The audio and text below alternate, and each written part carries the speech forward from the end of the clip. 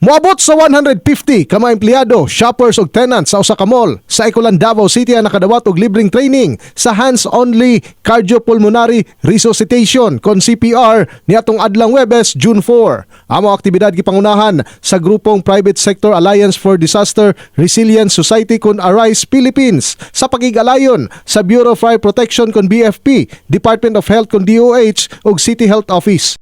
Para doon kahandaan sa mga tao.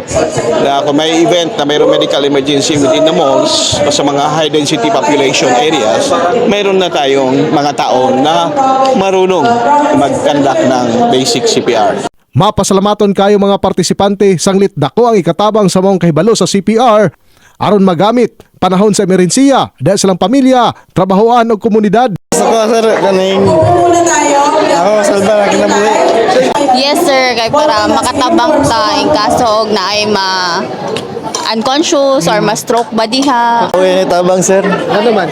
Kay maka balo na tawag sa atong pamilya in case may mga incident may tabo. Gipasiugda sa mga eksperto nga ang hands-only CPR kinahanglang makatunan sa publiko tungod kay accessible kini sa tanan ug paspas ang aksyon.